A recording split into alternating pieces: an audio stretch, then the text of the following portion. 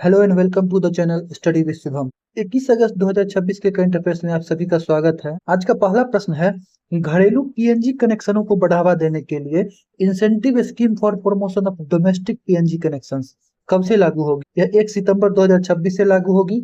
यह petroleum and प्राकृतिक gas मंत्रालय द्वारा यह शुरू किया गया है। अभी वर्तमान में देखें तो पीएनजी कनेक्शन जो है लगभग 1.74 करोड़ है। पीएनजी पाइप्ड नेचुरल गैस होता है। सीएनजी की बात करें तो यह compressed natural gas, LNG liquefied natural gas और एपीएम गैस जो है वह एडमिनिस्टर्ड प्राइस मैकेनिज्म के तहत मिलने वाली घरेलू प्राकृतिक गैस है। पीएनजी पाइपलाइन के जरिए घरों तक सीधे पहुंचती है, इसलिए एलपीजी सिलेंडर की बुकिंग स्टोरेज की जरूरत नहीं होती।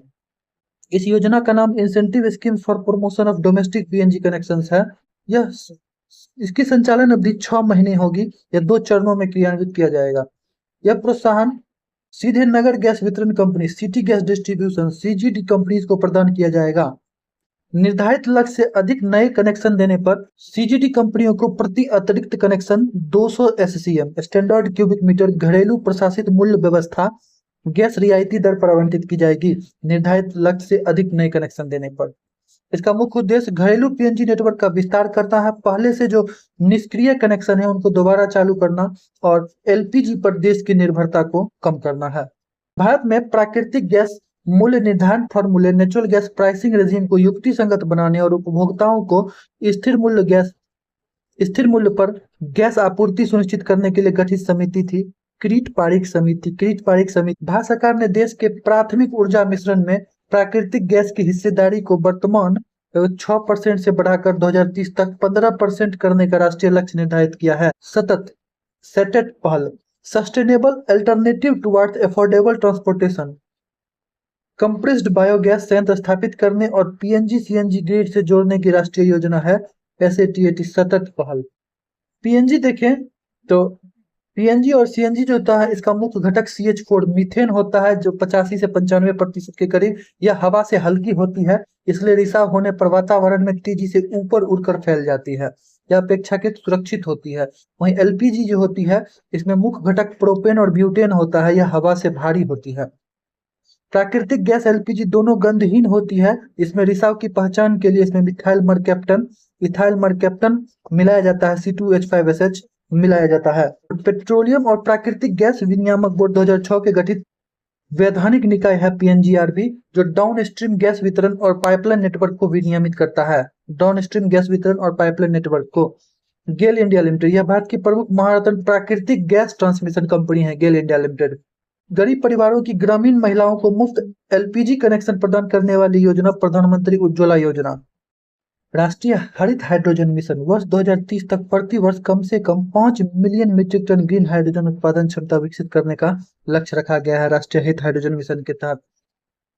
पहल यह एलपीजी सब्सिडी को सीधे उपभोक्ताओं के बैंक खातों में स्थानांतरित करने वाली विश्व की सबसे बड़ी प्रत्यक्ष लाभ अंतरण योजना है। ऊर्जा गंगा गैस पाइपलाइन परियोजना पूर्वी भारत के राज्य उत्तर प्रदेश, बिहार, झारखंड, पश्चिम बंगाल, उड़ीसा को राष्ट्रीय गैस ग्रिड से जोड़ने वाली प्रमुख ट्रांसमिशन पाइपलाइन है ऊर्जा गंगा गैस पाइपलाइन परियोजना। हमारा अगला प्रश्न है, सुप्रीम कोर्ट बार एसोसिएशन के 2026-27 के लिए नए अध्यक्ष के रूप में किन्हें चुना गया है? तो इसका सही उत्तर होगा प्रदीप राय को सुप्रीम कोर्ट बार एसोसिएशन के अध्यक्ष के रूप में चुना गया है। इन्होंने अनुपम लाल दास का स्थान लिया है। ये 1999 से वकालत कर रहे हैं और संवैधानिक विधि आपराधिक कानून में 25 वर्षों से अधिक का अनुभव है। ये पूर्व में SCBA supreme court bar association के वाइस प्रेसिडेंट पद पर भी सेवाएं दे चुके हैं। Supreme court bar association Bharat के सर्वोच्च न्यायालय में प्रैक्टिस करने वाले वकीलों का शीर्ष और सबसे बड़ा पेशेवर संघ है। सुप्रीम कोर्ट बार एसोसिएशन की बात करें तो वही स्थापना 1950 ईस्वी में हुई। मुख्यालय वही सर्वोच्च न्यायालय परिसर नई दिल्ली। यह सोसाइटी पंजीकरण अधिनियम 1860 के तहत पंजीकृत एक गैर लाभकारी और स्वायत्त बार निकाय है। सुप्रीम कोर्ट विधिक अनुवाद सॉफ्टवेयर सुभाष जो है वह सुप्रीम कोर्ट विधिक अनुवाद सॉफ्टवेयर या सुप्रीम कोर्ट के ऐतिहासिक निर्णय और कानूनी आदेशों का क्षेत्रीय भारतीय भाषाओं हिंदी, तमिल, तेलुगु आदि में अनुवाद करने के लिए विकसित AI संचालित ट्रांसलेशन टूल है सुभाष। फास्टर 2.0 जेल में बंद कैदियों की तत्काल रिहाई के लिए सुप्रीम कोर्ट के जमानत आदेशों को इलेक्ट्रॉनिक रूप से सीधे जेल अधिकारियों को भेजने वाला पोर्टल है fast and secured transmission of electronic records faster. SUPACE portal, यह Supreme Court portal for assistance in court efficiency, न्यायाधीशों के अनुसंधान और केस विश्लेषण में सहायता के लिए शुरू किया गया एआई आधारित पोर्टल है सुपेस पोर्टल। इसी तरीके से टेली लॉ पोर्टल, कानून एवं न्याय मंत्रालय द्वारा ग्रामीण एवं दूर दराज के नागरिकों को वीडियो कॉन्फ्रेंसिंग के माध्यम से मुफ्त कानूनी सलाह देने हेतु टेली लॉ प्लेटफॉर्म लॉन्च किया गया। हमारा अगला प्रश्न है, हाल ही में डिजिटल भुगतानों को अधिक सुरक्षित, विश्वसनीय और बग फ्री बनाने के लिए किस फिनटेक कंपनी द्वारा अपना पहला एआई संचालित payment foundation model WKN launch किया गया? तो इसका सही उत्तर होगा रेजर पे। रेजर पे द्वारा पहला एआई संचालित पेमेंट फाउंडेशन मॉडल लॉन्च किया गया। यह डिजिटल भुगतान लेनदेन को अत्यधिक विश्वसनीय, सुरक्षित और बग मुक्त बनाएगा। यह एआई मॉडल साइबर धोखाधड़ी के रियल टाइम पहचान करने, पेमेंट फेल्योर की दरों को न्यूनतम करने और संपूर्ण ट्रांजैक्शन प्रोसेसिंग को बेहतर बनाने में मदद करेगा। रेजर पे की बात करें तो इसकी स्थापना वर्ष 2014 ईस्वी में होती है। हर्षिल माथुर और शशांक कुमार द्वारा इसे बनाया गया। इसका मुख्यालय बेंगलुरु कर्नाटक है रेजर पे का। एनपीसीआई भारतीय राष्ट्रीय भुगतान निगम, National Payment Corporation of India, 2008 में इसकी स्थापना होती है। मुख्यालय मुंबई में है। यह भारत में खुदरा भुगतान और निपटान प्रणाली जैसे यूपीआई, आईएमपीएस, रूपे, भारत बिल पे इसका संचालन करने वाली अम्ब्रेला ऑर्गेनाइजेशन है एनपीसीआई। यूपीआई का एनपीसीआई द्वारा कुछ विशिष्ट श्रेणियों जैसे भुगतान, अस्पताल, शैक्षणिक संस्थानों के लिए यूपीआई लेनदेन की सीमा को बढ़ाकर 5 लाख तक किया गया। यूपीआई लाइट एक्स और हेलो यूपीआई बिना इंटरनेट के ऑफलाइन मोड में नियर फील्ड कम्युनिकेशन के जरिए भुगतान करने, आवाज कमांड से पेमेंट करने की शुरुआत की गई। आधार बायोमेट्रिक पेमेंट और फ्रॉड प्रिवेंशन, एआई और मशीन लर्निंग का उपयोग करके एईपीएस आधार इनेबल्ड पेमेंट सर्विस में धोखाधड़ी रोकने के लिए 2 फैक्टर ऑथेंटिफिकेशन अनिवार्य किया गया। प्रतिवर्ष 20 अगस्त को पूर्व प्रधानमंत्री राजीव गांधी की जयंती के उपलक्ष्य में कौन सा दिवस मनाया जाता है? तो यह हो जाएगा सद्भावना दिवस एवं राष्ट्रीय अक्षय ऊर्जा दिवस, दोनों हो जाएगा ऑप्शन डी। सद्भावना दिवस सभी धर्म, भाषाओं, क्षेत्रों के लोगों के बीच शांति, सौहार्द, अहिंसा और राष्ट्रीय एकता को बढ़ावा देने के लिए मनाया जाता है। इसकी शुरुआत 1992 में हुई। राष्ट्रीय अक्षय ऊर्जा दिवस की बात करें तो भारत में सौर, पवन, बायोमास, पनबिजली जैसी नवीकरणीय ऊर्जा स्रोतों के विकास एवं उपयोग के प्रति जागरूकता फैलाने हेतु राष्ट्रीय अक्षय ऊर्जा दिवस मनाया जाता है और इसकी शुरुआत 2004 ईस्वी में नवी एवं नवीकरणीय ऊर्जा मंत्रालय द्वारा शुरू की गई। भारत के छठे प्रधानमंत्री राजीव गांधी का जन्म 20 अगस्त 1944 को मुंबई में हुआ था और यह 1991 में 21 मई को इनकी मृत्यु हुई श्री पेरुम्बदूर, तमिलनाडु में। इन्हें 1991 ईस्वी में मरणोपरांत भारत रत्न से सम्मानित किया गया था। पीएम सूर्य घर मुफ्त बिजली योजना यह छतों पर सौर पैनल लगाने को बढ़ावा देने के लिए केंद्र सरकार की 75,000 करोड़ की प्रमुख योजना है। इसका लक्ष्य 1 करोड़ घरों को 300 यूनिट तक मुफ्त बिजली प्रदान करना है। पीएम सूर्य घर मुफ्त बिजली योजना 500 गीगावाट गैर जीवाश्म ऊर्जा का लक्ष्य है। भारत द्वारा वर्ष 2030 तक 500 गीगावाट गैर जीवाश्म ईंधन आधारित ऊर्जा दक्षता हासिल करने और 2070 तक नेट जीरो कार्बन उत्सर्जन का लक्ष्य रखा गया। राजीव गांधी की समाधि स्थल वीर भूमि के नाम से जानी जाती है जो नई दिल्ली में है।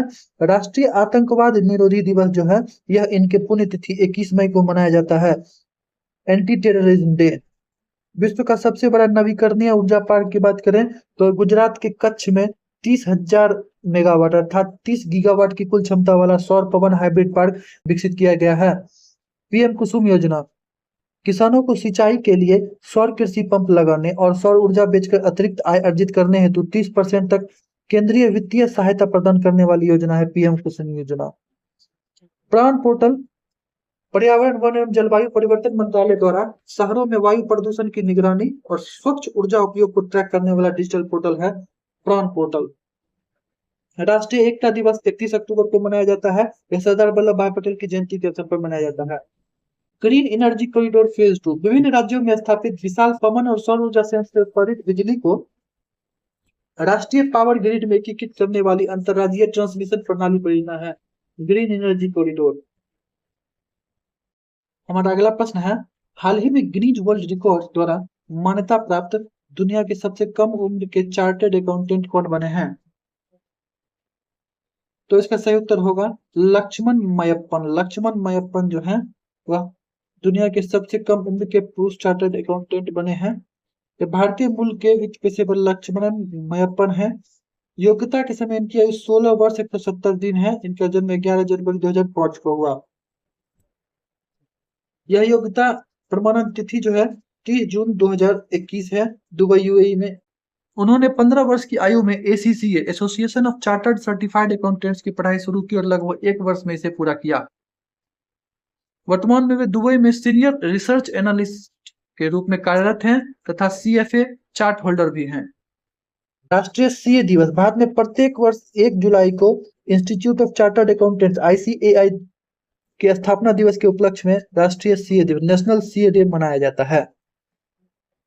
आईसीएआई 1 जुलाई 1949 को इसकी स्थापना हुई, जिसका मुख्यालय नई दिल्ली है। यह कॉर्पोरेट कार्य मंत्रालय मिनिस्ट्री ऑफ कॉर्पोरेट अफेयर्स के प्रशासनिक क्षेत्राधिकार में कार्य करता है और इसका आदर्श वाक्य यह एस सुप्तेषु जागृति है। यह एस सुप्तेषु जागृति उपनिषद से लिया गया है, अर्थात जो सोने वालों में भी जागता रहता है। एसीसीए की बात करें तो association of chartered certified accountants, जिसकी स्थापना 1904 में होती है, मुख्यालय लंदन यूके में है। Institute of cost accounts of India लागत लेखांकन के लिए भारत का वैधानिक निकाय जो है वह आईसीएमएआई के नाम से जाना जाता है। राष्ट्रीय वित्तीय रिपोर्टिंग प्राधिकरण कंपनी अधिनियम 2013 की धारा 132 के तहत गठित स्वतंत्र नियामक निकाय है जो ऑडिटिंग और अकाउंटिंग मानकों की निगरानी करता है। विश्व लेखाकार दिवस इंटरनेशनल अकाउंटिंग डे जो है यह 10 नवंबर को मनाया जाता है। 10 नवंबर को विश्व लेखाकार दिवस मनाया जाता है। यह डबल एंट्री बुक कीपिंग के जनक लुका पेसियोली के द्वारा 1494 ईस्वी में प्रकाशित पुस्तक की स्मृति में प्रतिवर्ष 10 नवंबर को मनाया जाता है विश्व लेखाकार दिवस। हमारा अगला प्रश्न है, लद्दाख की समृद्ध साहित्यिक विरासत, लोक कथा और कला को बढ़ावा देने के लिए पहली बार भारतीय सेना द्वारा आदव और सकाफत लिटरेरी फेस्टिवल 2026 का आयोजन कहाँ किया गया? आदव और सकाफत, तो इसका सही उत्तर होगा कारगिल। कारगिल में किया गया। आदव और सकाफत लिटरेरी फेस्टिवल 2026 को भारतीय सेना द्वारा आयोजित किया गया। यह government degree college Kargil Ladakh में हुआ। इसका theme celebrating the culture of Ladakh highland, Ladakh highland की संस्कृति का उत्सव। इसका थीम रहा लद्दाख की समृद्ध साहित्यिक धरोहर, सांस्कृतिक परंपरा, लोक कला, स्थानीय भाषा और कलात्मक पहचान का संरक्षण व युवाओं में प्रसार करना इसका उद्देश्य है। कारगिल विजय दिवस की बात करें तो यह प्रतिवर्ष 26 जुलाई को मनाया जाता है और यह 1999 के कारगिल युद्ध के वीरों की स्मृति में मनाया जाता है। लद्दाख का राजकीय पशु जो है वह हिम तेंदुआ स्नो लेपर्ड है। वहीं राजकीय पक्षी जो है ब्लैक नेक्ड क्रेन है। भारत का सबसे बड़ा राष्ट्रीय उद्यान हिमिस राष्ट्रीय उद्यान यहीं स्थित है। हेमिस सेचु, गुरु पद्म संभव की जयंती पर हेमिस मठ में आयोजित छम मुखौटा नृत्य उत्सव है हेमिस सेचु। लोसार उत्सव यहाँ नव वर्ष का पारंपरिक त्योहार है, लद्दाख की तिब्बती नव वर्ष का। सद्भावना की बात करें तो भारतीय सेना द्वारा लद्दाख और जम्मू कश्मीर के सीमावर्ती व दूर दराज के क्षेत्रों में शिक्षा, स्वास्थ्य, सामुदायिक विकास के लिए संचालित प्रमुख नागरिक पहल है ऑपरेशन सद्भावना। विश्व का सबसे ऊंचा फाइटर एयरफील्ड न्योमा लद्दाख में बीआरओ द्वारा पूर्वी लद्दाख के न्योमा में रणनीतिक एडवांस्ड लैंडिंग ग्राउंड का निर्माण किया गया। न्योमा में लेह के से में सिंधु नदी के तट पर राष्ट्रीय एकता और सांस्कृतिक समरसता का प्रतीक वार्षिक उत्सव है सिंधु दर्शन उत्सव। सीमा सड़क संगठन का विशेष प्रोजेक्ट, यह लद्दाख क्षेत्र में दुनिया की सबसे कठिन और ऊंची सड़कों व ब्रिजों के निर्माण एवं रखरखाव के लिए उत्तरदायी है। प्रोजेक्ट हिमांग। भारत का पहला डार्क स्काई रिजर्व विज्ञान और प्रौद्योगिकी विभाग द्वारा पूर्वी लद्दाख के हैनले में भारतीय खगोलीय वेधशाला के आसपास क्षेत्र में स्थापित देश का पहला night sky sanctuary Changthang wildlife sanctuary के हिस्से के रूप में है भारत का पहला डार्क स्काई रिजर्व। हमारा अगला प्रश्न है, टिंगांग वांगपॉन किस राज्य से संबंधित है जिन्होंने एशिया पैरा गेम्स 2026 में पुरुषों की 400 मीटर T37 श्रेणी में भारत का प्रतिनिधित्व के लिए चुना गया है। T37 श्रेणी में, तो ये इनका संबंध अरुणाचल प्रदेश राज्य से है। अरुणाचल प्रदेश के लॉन्गडिंग जिला से यह संबंधित है। यह पैरा एथलेटिक्स पुरुषों की 400 मीटर की T37 श्रेणी से संबंधित प्लेयर हैं। वर्ष 2026 में आयोजित होने वाले 5वें एशियाई पैरा गेम्स में भारतीय दल के प्रतिनिधित्व करने हेतु इनका चयन किया गया है। टिंगांग वांगपॉन को 5वें एशियाई पैरा खेल का आयोजन आईची और नागोया जापान में निर्धारित है। टैलेंट हंट अभियान के तहत भारत की पैरालंपिक समिति द्वारा देश के दूर दराज और पूर्वोत्तर राज्यों से पैरा एथलेटिक की खोज की जाती है। पैरा एथलेटिक में T37 वर्गीकरण क्या है? तो टी का अर्थ हुआ यहाँ ट्रैक, दौड़ और कूद स्पर्धाओं के लिए प्रयुक्त कोड, और 37 श्रेणी का अर्थ हुआ कि सेरेब्रल पाल्सी या न्यूरोलॉजिकल विकार वाले उन एथलीटों के लिए जिनके शरीर के एक तरफ का मूवमेंट एंड कोऑर्डिनेशन प्रभावित होता है, लेकिन वे बिना व्हीलचेयर के भी दौड़ने में सक्षम होते हैं। यह श्रेणी कहलाती है 37 श्रेणी। अरुणाचल प्रदेश की राजधानी ईटानगर है। इसे उगते सूरज की भूमि कहा जाता है अरुणाचल प्रदेश को। यहाँ विश्व का एकमात्र राष्ट्रीय उद्यान नामदफा राष्ट्रीय उद्यान है, जहां बिल्ली परिवार की 4 प्रजातियां बाघ, तेंदुआ, स्नो लेपर्ड, क्लाउडेड लेपर्ड पाई जाती है। यहाँ माउलिंग राष्ट्रीय उद्यान है। यहाँ बोमडीला दर्रा, दीफू दर्रा, यांग्याप दर्रा है। यांग्याप दर्रा ही जहां से ब्रह्मपुत्र नदी भारत में प्रवेश करती है। यहाँ लोसार उत्सव मनाया जाता है, जो कि मोनपा जनजाति द्वारा मनाया जाने वाला उत्सव है। लोसार तोड़गिया महोत्सव मनाया जाता है। यहाँ सोलुंग महोत्सव आदि जनजाति द्वारा मनाया जाता है। और न्योक्यूम उत्सव है, जो कि नीसी जनजाति द्वारा मनाया जाता है। न्योक्यूम उत्सव। जम्मू कश्मीर की बिना बाजुओं वाली तीरंदाज शीतल देवी जो है तीरंदाज खिलाड़ी हैं। ये अंतरराष्ट्रीय और पैरा एशियाई स्पर्धाओं में स्वर्ण पदक जीतकर इन्होंने वर्ल्ड बेस्ट पैरा आर्चर का खिताब हासिल किया, शीतल देवी ने। सुमित अंतल, ये भाला फेंक से संबंधित है। ये हरियाणा के रहने वाले सुमित अंतल F64 श्रेणी में लगातार पैरालंपिक और विश्व पैरा एथलेटिक्स में रिकॉर्ड थ्रो के साथ स्वर्ण पदक बरकरार रखा है सुमित अंतिल ने। खेलो इंडिया पैरा गेम्स युवा एवं खेल मंत्रालय द्वारा विशेष रूप से दिव्यांग एथलीटों के लिए नई दिल्ली में खेलो इंडिया पैरा गेम्स का सफल शुभारंभ किया गया। खेल शिक्षा, कोचिंग और स्पोर्ट्स साइंस में उच्च शिक्षा देने के लिए इम्फाल, मणिपुर की राजधानी इम्फाल में देश का पहला केंद्रीय खेल विश्वविद्यालय खोला गया। मरियप्पन थांगवेलु लगातार 3 पैरालंपिक खेलों में पदक जीतने वाले भारत के एथलीट हैं। पैरा एथलीट ऊंची कूद से संबंधित है। हाल ही में दक्षिणी क्षेत्रीय परिषद की 31वीं बैठक का आयोजन किस राज्य में किया गया? Southern zonal council. तो इसका सही उत्तर होगा तमिलनाडु में किया गया। यह 31वीं बैठक थी। यह कोवलम महाबलीपुरम के समीप तमिलनाडु में किया गया। यह अमित शाह की अध्यक्षता में, केंद्रीय गृह एवं सहकारिता मंत्री अमित शाह की अध्यक्षता में, और इसके अध्यक्ष या उपाध्यक्ष कहें तो तमिलनाडु के मुख्यमंत्री जोसेफ विजय। इसमें सदस्य राज्य में आंध्र प्रदेश, कर्नाटक, केरल, तमिलनाडु, तेलंगाना और वहीं केंद्र शासित प्रदेश पुदुचेरी तथा लक्षद्वीप अंडमान निकोबार द्वीप समूह। प्रमुख एजेंडा अंतर्राज्यीय नदी जल विवाद, आंतरिक सुरक्षा, फास्ट ट्रैक स्पेशल कोर्स, तटीय सुरक्षा और सहकारी संघवाद को बढ़ावा देना है टीम भारत को। हमारा अगला प्रश्न है, भारत का पहला एकीकृत भूमिगत कोयला गैसीकरण परिसर स्थापित करने का प्रस्ताव किस राज्य में रखा गया है? तो इसका सही उत्तर होगा आंध्र प्रदेश। आंध्र प्रदेश में पहला एकीकृत भूमिगत कोयला गैसीकरण परिसर रखा गया है। गहरी और गैर खनन योग्य अनमाइनेबल कोयला परतों को जमीन के अंदर ही सिंथेटिक गैस में परिवर्तित कर स्वच्छ ऊर्जा, मेथेनॉल और यूरिया उर्वरक उत्पादन में उपयोग करना इसका उद्देश्य है। केंद्रीय कोयला मंत्रालय द्वारा राष्ट्रीय कोयला गैसीकरण मिशन के तहत स्वच्छ कोयला प्रौद्योगिकियों को बढ़ावा देने की दिशा में यह प्रमुख कदम है। महंगे प्राकृतिक गैस और कच्चे तेल के आयात पर निर्भरता कम करना और कार्बन फुटप्रिंट को घटाना। कोयला मंत्रालय ने वर्ष 2030 तक 100 मिलियन टन कोयला गैसीकरण का राष्ट्रीय लक्ष्य निर्धारित किया है राष्ट्रीय कोयला गैसीकरण मिशन के तहत। तलचर फर्टिलाइजर्स लिमिटेड जो कि उड़ीसा में है, यह कोयला गैसीकरण तकनीक पर आधारित भारत का पहला यूरिया संयंत्र है। Talcher fertilizers limited. इसका उद्देश्य घरेलू कोयले से उर्वरक बनाना है। भारत में पाए जाने वाले कोयले का अधिकांश हिस्सा बिटुमिनस और नॉन कोकिंग ग्रेड का है, जिसमें राख की मात्रा अधिक लगभग 35 से 45% की होती है। भारत में गोंडवाना कोयला क्षेत्र लगभग 98% कोयला का भंडार इसी क्षेत्र में है। दामोदर घाटी, झरिया, रानीगंज, सोन महानदी और गोदावरी घाटी गोंडवाना कोयला क्षेत्र में आता है। वहीं ट्रेसियरी कोयला क्षेत्र लगभग 2% भंडार है। यह सब मेघालय, अरुणाचल प्रदेश और नागालैंड से। तेलंगाना और आंध्र प्रदेश गोदावरी नदी घाटी क्षेत्र में संचालित भारत की प्रमुख दक्षिण भारतीय कोयला खनन सार्वजनिक कंपनी है सिंगरेनी कोलियरी कंपनी लिमिटेड। उत्खनन पोर्टल और खनन प्रहरी मोबाइल ऐप पे देखें तो इसे कोयला मंत्रालय द्वारा अवैध कोयला खनन और चोरी को रोकने और जियो फेंसिंग के लिए शुरू किया गया डिजिटल प्लेटफॉर्म है उत्खनन पोर्टल और खनन प्रहरी। हमारा अगला प्रश्न है, हाल ही में किस राज्य सरकार ने ग्रामीण सरकारी स्कूलों में कक्षा 1 से 10 तक पढ़ने वाले विद्यार्थियों के लिए विद्यार्थी सहाय हस्त पहल की घोषणा की है? विद्यार्थी सहाय हस्त पहल, तो यह कर्नाटक राज्य द्वारा शुरू किया गया है। विद्यार्थी सहाय हस्त पहल वे विद्यार्थी जिन्होंने ग्रामीण सरकारी स्कूलों में 1 से 10वीं तक की पढ़ाई पूरी की है, ग्रामीण छात्रों को मेडिकल इंजीनियरिंग और अन्य व्यावसायिक उच्च शिक्षण पाठ्यक्रमों में प्रवेश के लिए 15% ग्रामीण कोटे के भीतर 7.5% का विशेष आंतरिक आरक्षण प्रदान इन्हें किया जाएगा।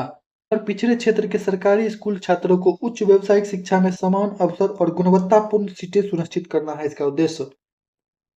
कर्नाटक सरकार द्वारा बेरोजगार स्नातक युवाओं को 3,000 रुपये प्रतिमाह और डिप्लोमा धारकों को 1,500 रुपये प्रतिमाह का 2 वर्ष तक वित्तीय भत्ता के रूप में शुरू किया गया योजना युवा निधि योजना है। कर्नाटक सरकार द्वारा ही युवाओं को निजी क्षेत्र में रोजगार के अवसर से जोड़ने के लिए शुरू किया गया डिजिटल प्लेटफॉर्म युवा उद्योग सेतु पहल है। युवा उद्योग सेतु पहल है। पिछड़े जिलों में उद्यमियों द्वारा नए रोजगार सृजित करने पर 2 वर्षों के लिए 2,500 रुपये प्रति माह की प्रोत्साहन सहायता उद्योग निधि योजना के तहत दी जाएगी। उद्योग निधि योजना।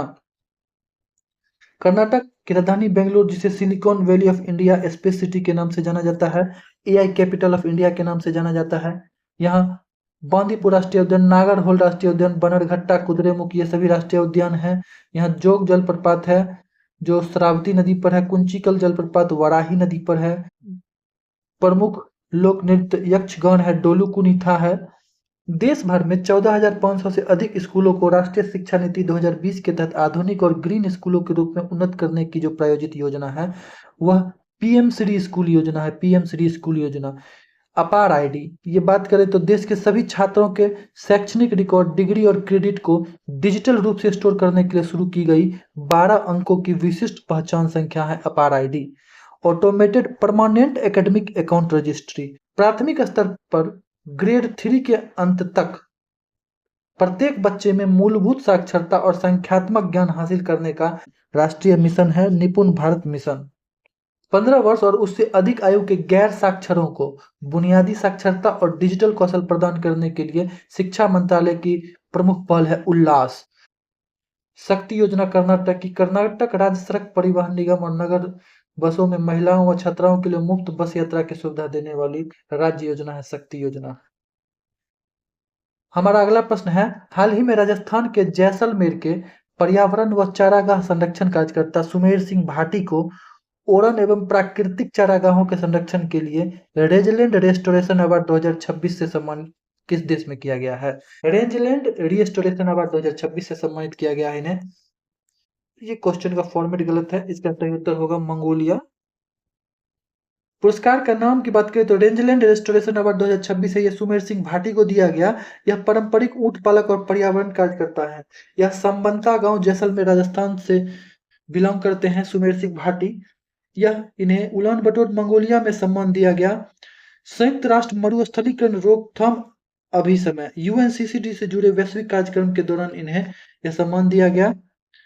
थार रेगिस्तान में स्थित ऐतिहासिक देगराई माता ओरन लगभग 10,000 हेक्टेयर सामुदायिक गोचर भूमि व पारंपरिक चारागाहों को अतिक्रमण व सोलर परियोजनाओं से बचाने तथा स्थानीय पारिस्थितिकी को पुनर्जीवित करने के लिए इन्हें इनके उल्लेखनीय कार्य हेतु इन्हें यह सम्मान दिया गया।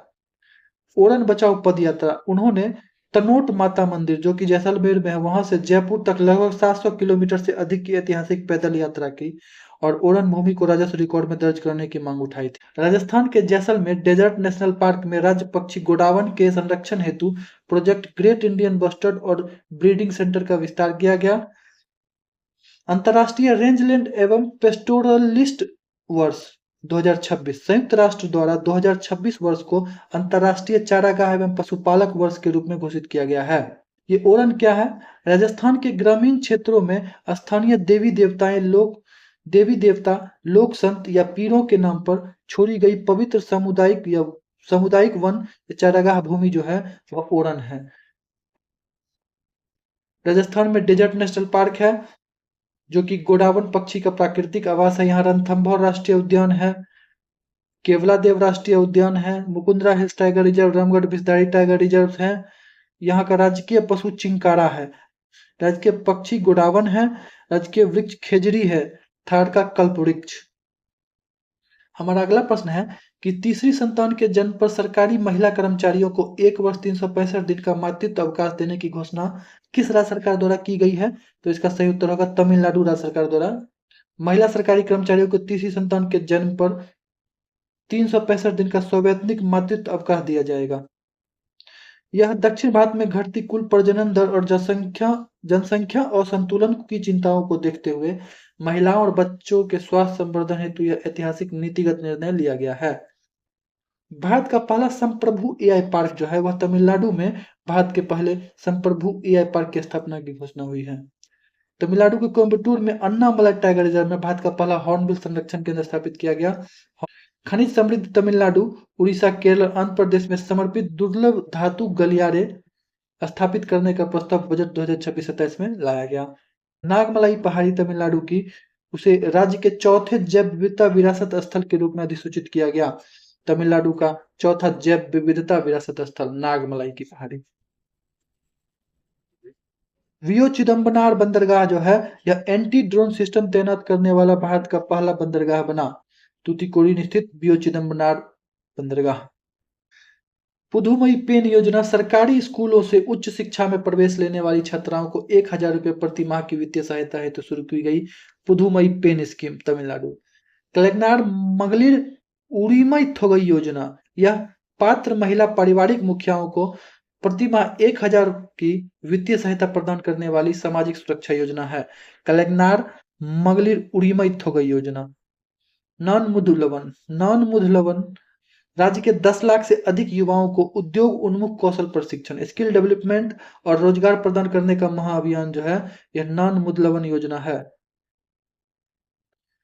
मुख्यमंत्री नाश्ता योजना कक्षा 1 से 5 तक के सभी प्राथमिक सरकारी स्कूलों में पोषण सुधार हेतु मुफ्त गर्म नाश्ता देने वाला देश का पहला राज्य मॉडल शुरू किया गया। मुख्यमंत्री नाश्ता योजना।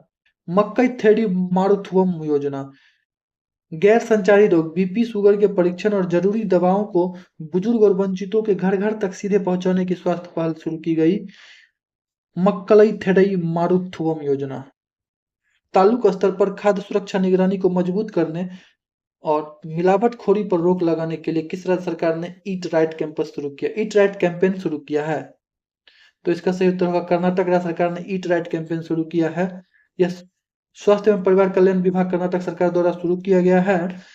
यह खाद्य सुरक्षा अधिकारियों द्वारा औचक निरीक्षण, मोबाइल फूड टेस्टिंग प्रयोगशालाओं की तैनाती और व्यापारियों के लिए हाइजीन रेटिंग प्रमाणन किए जाएंगे।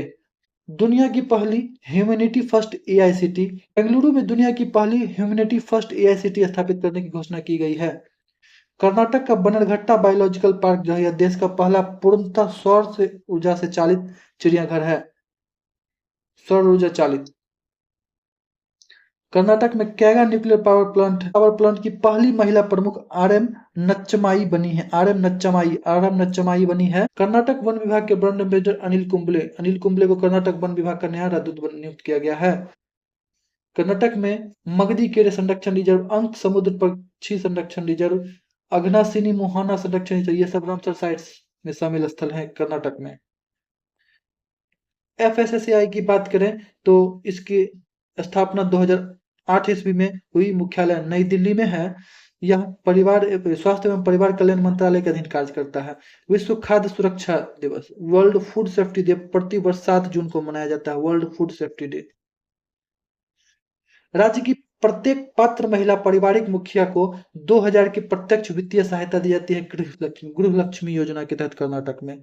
यहाँ गृह ज्योति योजना भी चलती है। यह सभी घरेलू उपभोक्ताओं को प्रति माह 200 यूनिट तक मुफ्त बिजली उपलब्ध कराने की प्रमुख योजना है। युवा निधि योजना डिग्री धारक बेरोजगार युवाओं को 3000 प्रति माह और डिप्लोमा धारकों को 1500 रुपये प्रति माह तक 2 वर्ष तक बेरोजगारी भत्ता के रूप में युवा निधि योजना शुरू की गई। अन्न भाग्य योजना बीपीएल और अंत्योदय परिवारों के प्रत्येक सदस्य को प्रति माह 10 किलो मुफ्त खाद्यान्न देने की पहल है अन्न भाग्य योजना।